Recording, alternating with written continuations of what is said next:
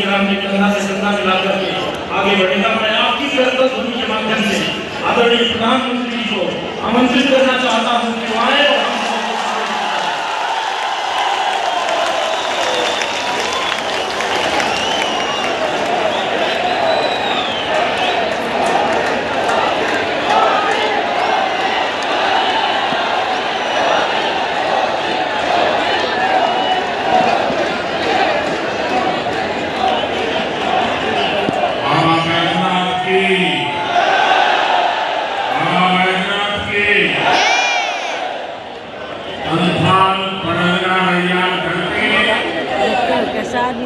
बाबा बैजनाथ और वीर माता तानाबाद की धरती है। सारण को, बाबा को, गोया मिसी को जोहार।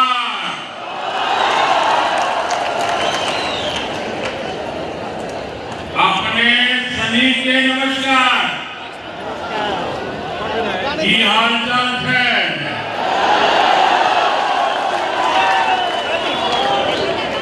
मंच पर उपस्थित भारतीय जनता पार्टी के वरिष्ठ सहयोगीगण, केंद्रीय मंत्रिमंडल के मेरे साथीगण, संसद के मेरे साथीगण, विधायकगण और देशभर के मेरे प्यारे भाइयों और बहनों, कल देवघर की दिवाली पूरा देवघर दीप मालाएं प्रज्वलित कर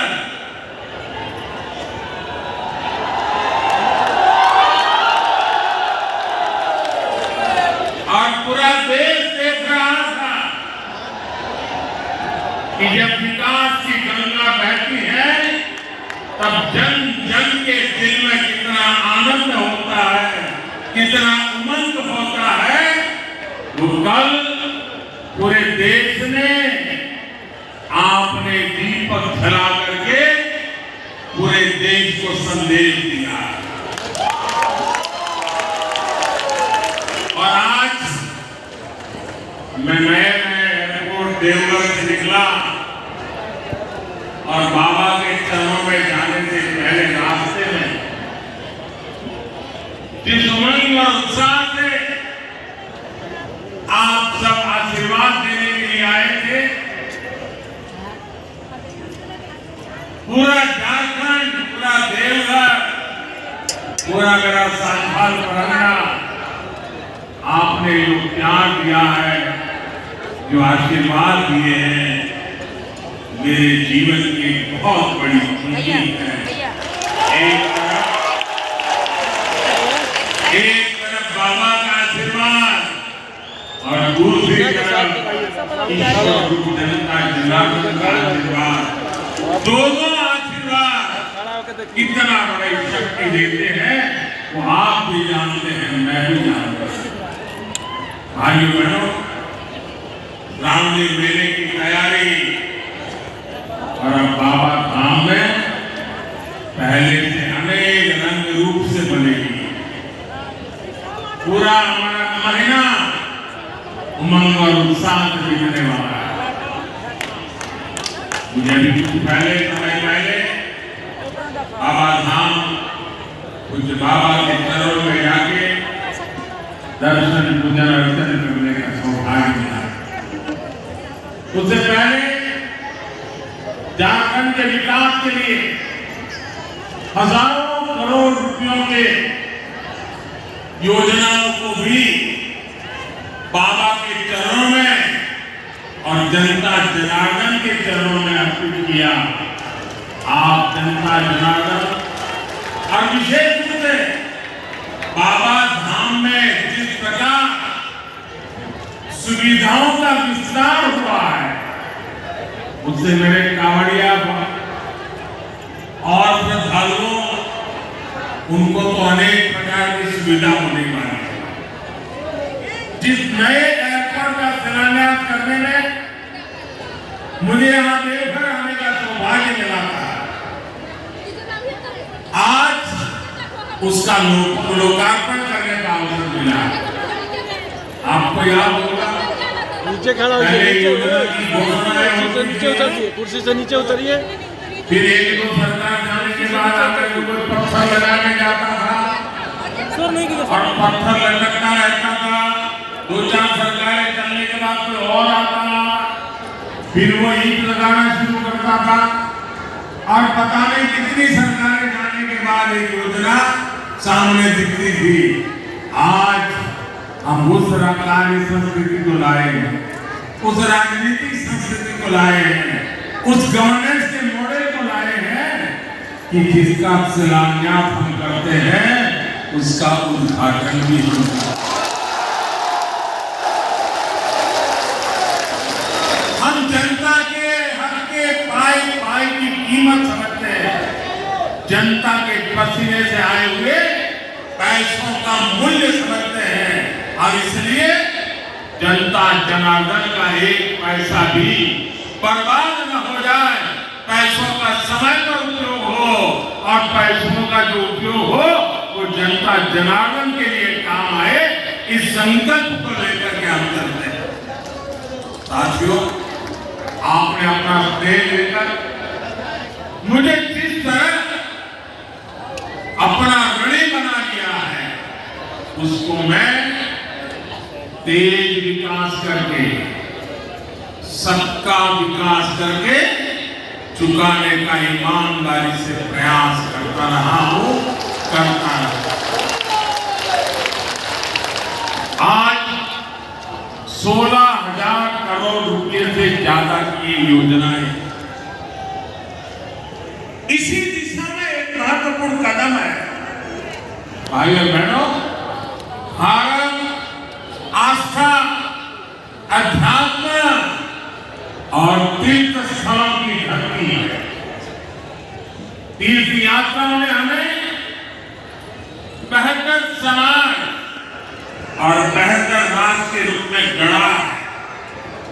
हमें देवघर को देखे तो यहाँ शिव भी है और शक्ति भी है। ज्योतिर्लिंग और शक्तिपीठ यहाँ दोनों मौजूद हैं। हर साल लाखों श्रद्धालु दूर दूर से यहाँ गंगा जल लेकर आते हैं, देश के अलग अलग कोने से आते हैं, बाहर नहीं जाने बोल रहे, बड़ी भक्ति भाव से आते हैं। लोगों को एक दूसरे की भाषा बोली भले समझ आए या ना आए, लेकिन हमारी आस्था, हमारी सांस्कृतिक विरासत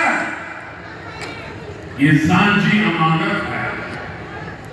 भारत की धरोहरों को सुरक्षित करने, इन तक पहुंचने का मार्ग आसान बनाने के लिए आज अभूतपूर्व निवेश किया जा रहा है।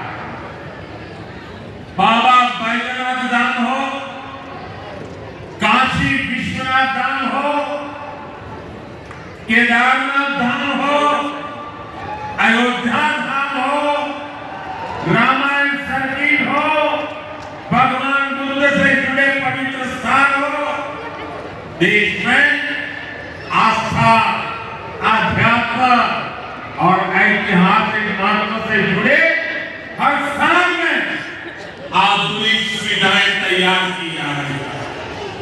साथियों, आज पर्यटन दुनिया के अनेक देशों में एक आकर्षक उद्योग के रूप में रोजगार का बहुत बड़ा माध्यम बना हुआ है। आज पूरी दुनिया में अनेक देश हैं जिनकी पूरी अर्थव्यवस्था सिर्फ और सिर्फ पर्यटकों के भरोसे चल रही है। भारत के कोने कोने में पर्यटन की शक्ति अपार है, बहुत सामर्थ्य पड़ा हुआ है। हमें इसे और बढ़ाने की जरूरत है।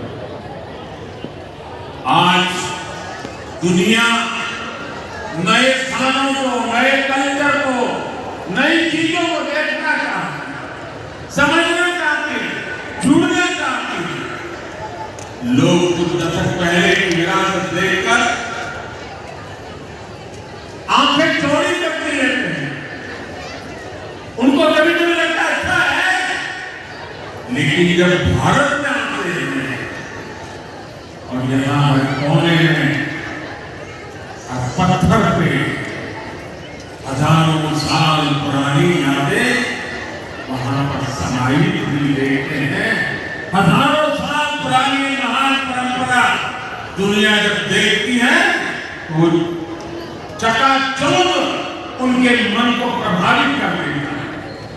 इसलिए आज ये समय की मांग है कि भारत की विरासत को ज्यादा से ज्यादा और तेजी के साथ संरक्षित करें, वहां आधुनिक सुविधाएं बनाए।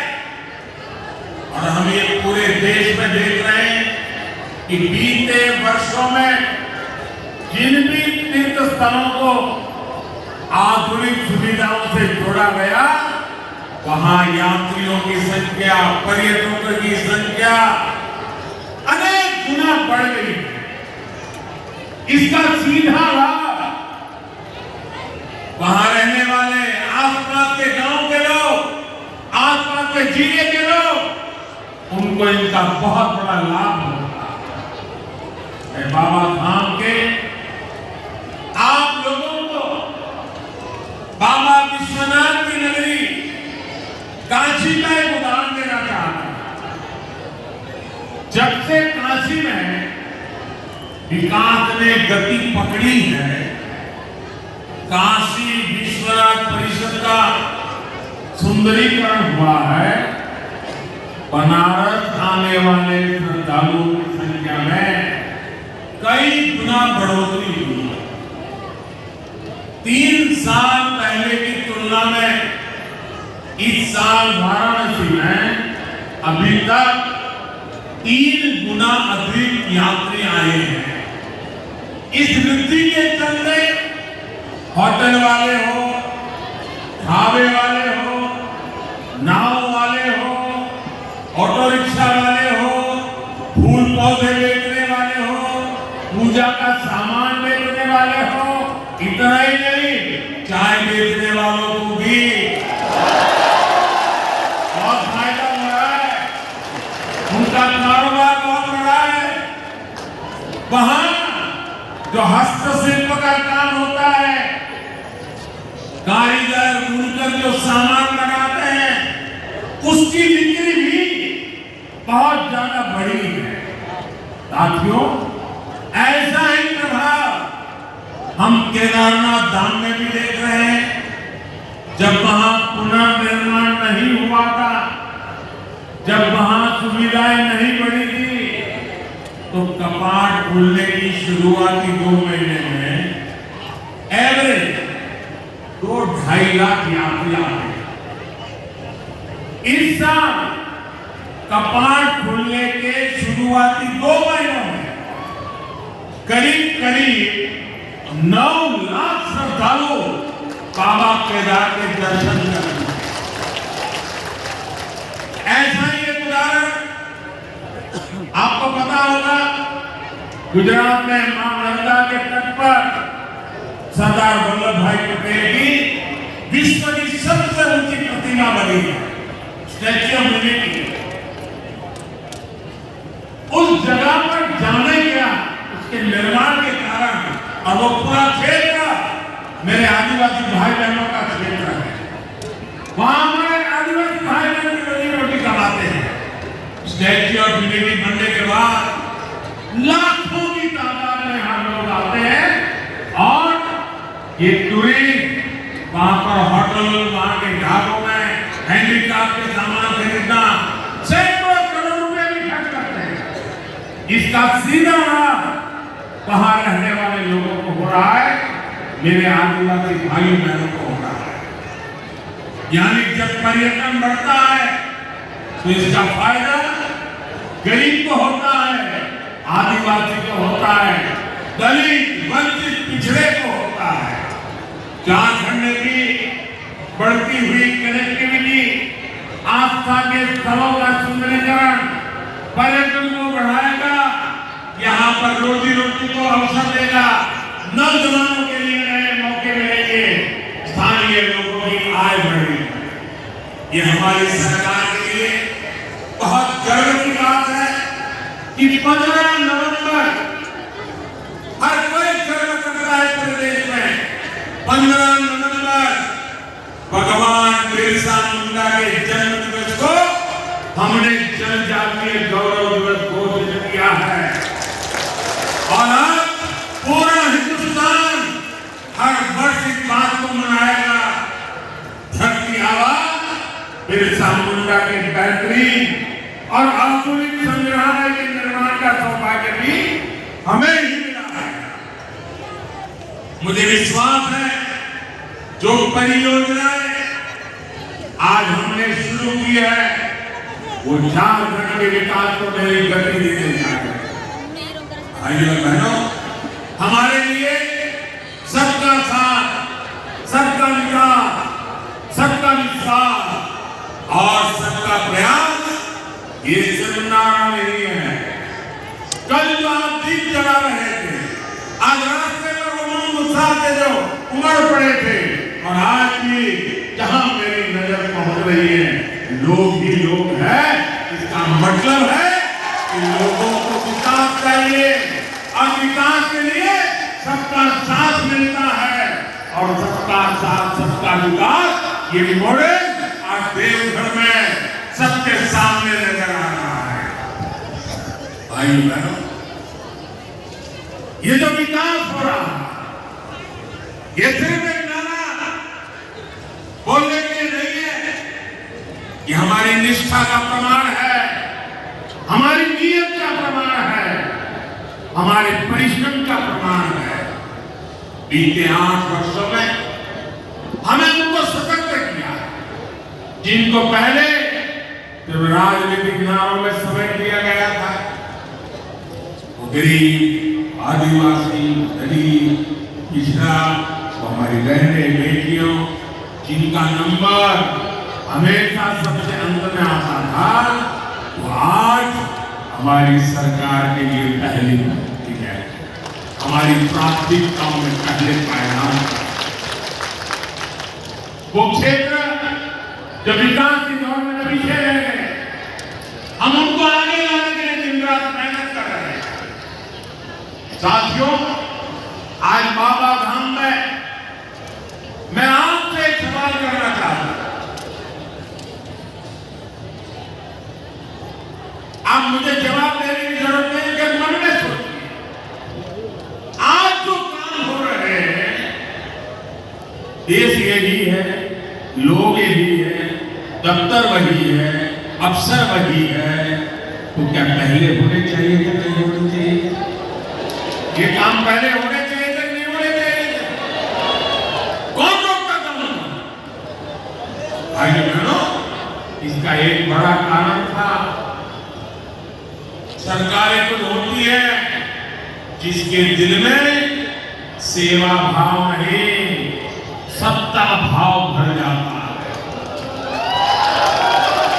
और ये सत्ता भाव के कारण लंबे समय तक जो सरकारों में रहे, उनकी प्राथमिकता सत्ता, सर्वसत्ता, सबदूर सत्ता, कहां से मिले वहां से पाना, सिर्फ सत्ता, यही उनका ख्याल, यही उनका मंत्र, वही उनकी प्राथमिकता।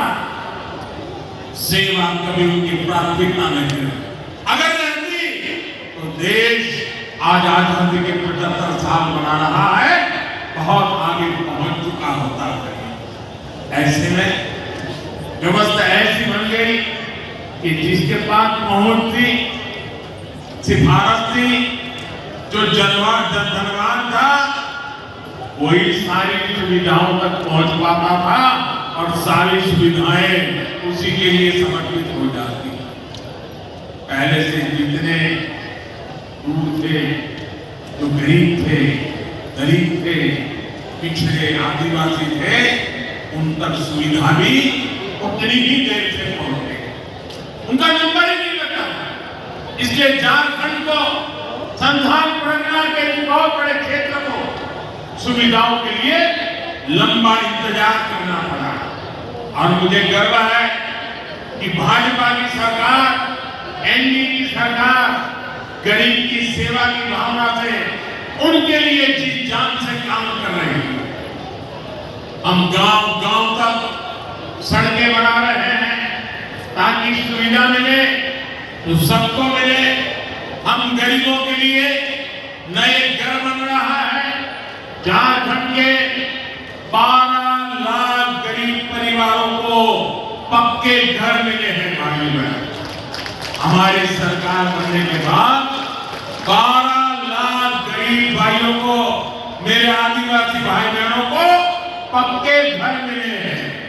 हर परिवार को बिजली मिले, पर्याप्त बिजली मिले, गरीब से गरीब बहनों को रसोई गैस मिले, हर घर जल पहुंचे, इसके लिए हम निरंतर काम कर रहे हैं। हमारी सरकार के ऐसे ही प्रयासों से मेरे गरीब भाई बहनों में गरीबों के विरुद्ध लड़ने का, गरीबी के खिलाफ लड़ने का, गरीबों को गरीबी के खिलाफ लड़ने के लिए तैयार करने का, गरीबी दूर करने का नया साहस पाया। भाइयों बहनों, हमारी सरकार गरीब की मुसीबतें समझती है, गरीब के सुख दुख की साथी है। कोरोना के इस कालखंड में 100 साल की सबसे बड़ी महामारी आई। इस दौरान हमारी सरकार ने गरीब को मुफ्त वैक्सीन से लेकर उनके खाने पीने तक हर चीज का ध्यान रखा। और इतना बड़ा देश, कोई गरीब के घर का चूल्हा न जले, इसकी हमने पूरी तकेदारी की ताकि गरीब भूखा न सो जाए। झारखंड में भी लाखों लोगों को केंद्र सरकार की मुफ्त राशन वाली योजना का लाभ मिला। भाइयों बहनों, आज मुझे एम्स देवघर में नई सुविधाएं शुरू करने का भी मौका मिला। झारखंड में स्वास्थ्य सेवाओं की बेहतरी के लिए हम निरंतर काम कर रहे हैं।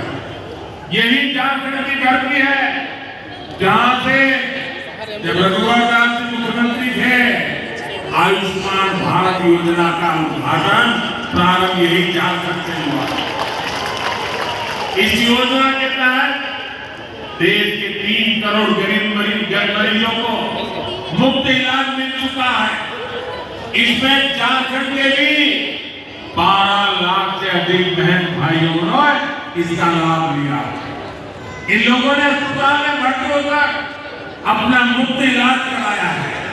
आप कल्पना कर सकते हैं, इससे सिर्फ झारखंड के गरीबों को ही 1400 करोड़ रुपए, अगर ये योजना न होती तो उनको अस्पताल के 1400 करोड़ रुपए का बिल भरना पड़ता।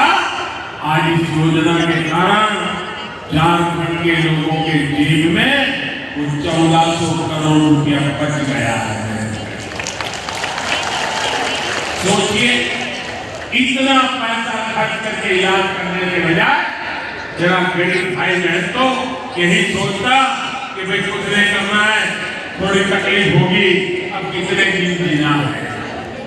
भाई बहनों, वो दवाई न करवाते, घर पे बैठे रहते। मेरी माताएं तो बताती भी नहीं कि मुझे पीड़ा हो रही है, क्योंकि माँ को रहता है कहीं बेटे को कर्ज हो जाएगा, वो दर्द झेलती रहती है। लेकिन माँ, तेरे बेटे पर कर्ज न पड़े, तेरा दूसरा बेटा पैदा। लेकिन भाजपा सरकार ये योजना गरीब के लिए बहुत बड़ा संबल बनकर आई है। आयुष्मान भारत योजना की वजह से झारखंड के लोगों को, गरीबों को देश के दूसरे बड़े शहरों के अस्पतालों में भी बहुत मदद मिल रही है। यहाँ देवघर में एक बनने से भी गरीबों की बहुत बचत होने वाली है। साथियों, आदिवासी समाज का सशक्तिकरण, उनके बच्चों का उज्जवल भविष्य भाजपा की प्राथमिकता है। ये केंद्र सरकार की नीतियों में साफ साफ झलकता है। देश के 100 से अधिक आकांक्षी जिलों में अनेक जिले झारखंड के हैं, उसमें भी अधिकतर मेरे ये संभाग परगना में है। कुछ महीने पहले ही देश के 44 जनजातीय जिलों में 4G मोबाइल कनेक्टिविटी मजबूत करने के लिए बड़ा फैसला लिया गया। इसके लिए सरकार लगभग 6,000 करोड़ रुपए खर्च करने जा रही है। इसका लाभ झारखंड के अनेक जिलों में रहने वाले मेरे आदिवासी भाई बहनों, यहाँ के युवाओं को होने वाला है। इससे जनजातीय जिलों में डिजिटल इंडिया का यानी ऑनलाइन सरकारी सेवाओं का लाभ और बेहतर तरीके से मिल पाएगा। झारखंड एकलव्य मॉडल स्कूलों के नेटवर्क का भी बहुत बड़ा लाभार्थी है। केंद्र सरकार झारखंड में 90 से अधिक एकलव्य स्कूल बना रहा है। आइए बहनों, झारखंड में प्राकृतिक संपदा भी है और समृद्ध होने का सामर्थ्य भी है। बीते कुछ वर्षों में केंद्र सरकार के प्रयासों से झारखंड का यह सामर्थ्य और बढ़ रहा है। क्या कभी कल्पना की जा सकती थी कि झारखंड पाइप से रसोई गैस और CNG आधारित ट्रैफिक के मामले में देश का अव्वल राज्य में होगा? आज प्रधानमंत्री उज्ज्वला योजना के कारण ये संभव हो रहा है। सिंदरी खाद्य कारखाना जो बंद पड़ गया था, उसे फिर से शुरू करने का काम भी तेजी से चल रहा है। झारखंड के किसानों, देश के किसानों को राहत देगा, यूरिया पर विदेशी निर्भरता को कम करेगा। भाइयों बहनों, झारखंड के पास देश का अग्रणी औद्योगिक राज्य बनने की हर संभावना मौजूद है। आज संस्थान बनने के लिए पहले 4 लेन हाईवे का भी शिलान्यास किया गया है। इससे पूरे अंचल में कनेक्टिविटी को विस्तार होने वाला है। साहबगंज में गंगा नदी पर मल्टी मॉडल हब भी बनाया गया है, ताकि यहाँ के उद्योगों को हल्दिया से वाराणसी पर बने नदी जलमार्ग का निकाल मिल सकेगा। झारखंड को समुद्री रास्ते से कनेक्ट करने के लिए जो भी प्रयास हो रहे हैं, उससे यहाँ उद्योग लगाना बहुत आसान हो जाएगा।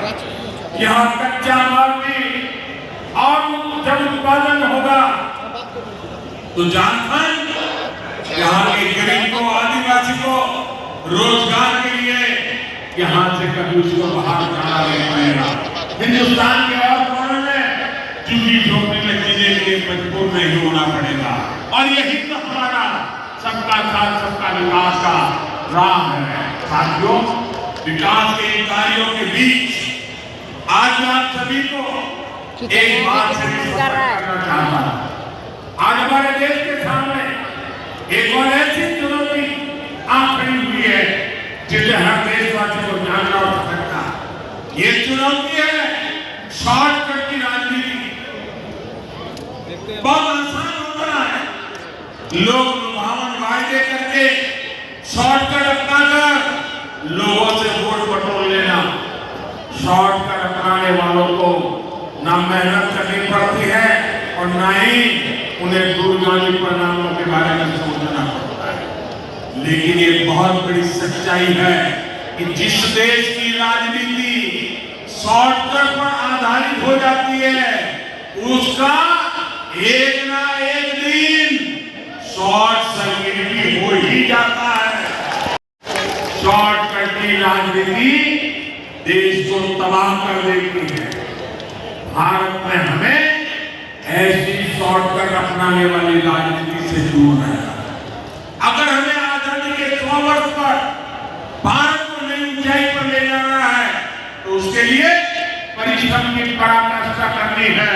और परिश्रम का कोई शॉर्टकट नहीं होता भाइयों बहनों। आजादी के बाद देश में जो राजनीतिक दल हावी रहे, उन्होंने बहुत से शॉर्टकट अपनाए थे। इसका नतीजा ये हुआ कि भारत के साथ आजाद हुए देश भारत से बहुत आगे निकल गए। हम वही के वही रह गए।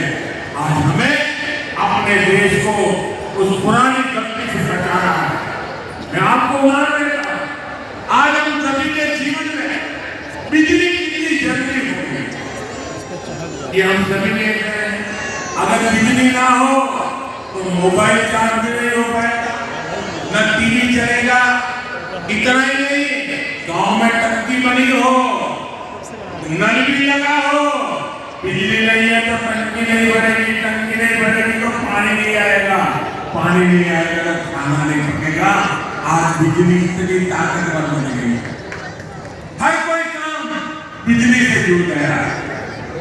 और बताइएगा ना, अगर ये बिजली न होगी तो फिर शाम को डिग्री और लालटेन की रोशनी में रहना पड़ेगा। बिजली ना हो तो रोजी रोटी के अवसर, कल कारखाने सब बंद हो जाएंगे। लेकिन बिजली शॉर्टकट से पैदा नहीं की जा सकती। झारखंड के आप लोग तो जानते हैं कि बिजली पैदा करने के लिए पावर प्लांट लगाने पड़ते हैं, हजारों करोड़ रुपए का निवेश होता है। इस निवेश से नए रोजगार भी मिलते हैं, नए अवसर भी मिलते हैं। जो राजनीतिक दल शॉर्टकट अपनाते हैं वो इस निवेश का सारा पैसा जनता को बहलाने में लगा देगा। ये तरीका देश के विकास को रोकने वाला, देश को दशकों पीछे ले जाने वाला है। आज बाबा धाम से मैं आप लोगों को, सभी देशवासियों को इस शॉर्टकट की राजनीति से बचकर रहने का हृदयपूर्वक आग्रह कर रहा हूं। शॉर्टकट की राजनीति करने वाले कभी नए एयरपोर्ट नहीं बनवाएंगे, कभी नए और आधुनिक हाईवे नहीं बनवाएंगे, ये कभी भी नए एम्स नहीं बनवाएंगे, हर जिले में वो कभी मेडिकल कॉलेज नहीं बनवाएंगे। मैं आपको एक उदाहरण देना चाहता हूं। आज यहाँ झारखंड में हजारों करोड़ की नई सड़कों के लिए शिलान्यास और लोकार्पण हुआ है।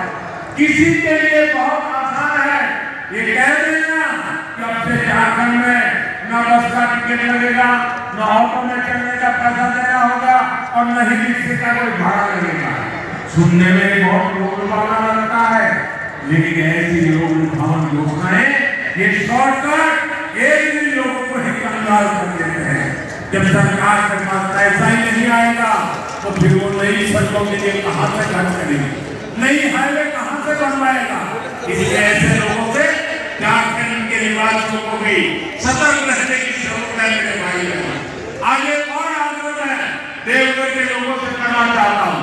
आज यहाँ इतनी सुविधाएं बन रही है, उनका ख्याल रखने का दायित्व भी मेरे देवघर के भाई बहनों का है। देवघर को, बाबा धाम को स्वच्छ रखने की जिम्मेदारी हम सभी भाई बहनों की है। और यात्री आता है, पर्यटक आता है, विदेशी टूरिस्ट भी आता है, तो स्वच्छता उसके लिए पहली आवश्यकता होती है। मैं चाहता हूं ये स्वच्छता हम सबकी जिम्मेवारी है। हम अगर शपथ लें कि मैं गंदगी करूंगा नहीं, मैं गंदगी करने नहीं दूंगा, तो स्वच्छता के लिए और कुछ करने की जरूरत नहीं पड़ेगी। आपको कोशिश करनी है कि स्वच्छता की रैंकिंग में कि हमारा देवघर देश के अव्वल शहरों में आना चाहिए। आना चाहिए, आना चाहिए, आना चाहिए, आना चाहिए। आप लोग मेरी मदद करोगे क्या? देवघर को स्वच्छ बनाओगे क्या? हिंदुस्तान में सबसे शानदार बनाओगे क्या?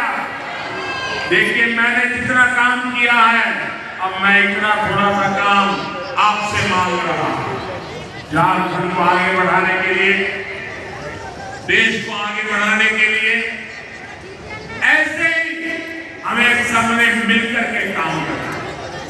और इसी भावना के साथ हमें देवघर को भी आगे बढ़ाना है, सांसद बनने को भी आगे बढ़ाना है, हमारे झारखंड को भी आगे बढ़ाना है और पूरे हिंदुस्तान को भी आगे बढ़ाना है। इसी एक भावना के साथ बाबा के चरणों के फिर बार प्रणाम करते हुए, आप सबका धन्यवाद करते हुए मेरे साथ पूरी ताकत से बोलिए, भारत माता की, भारत माता की।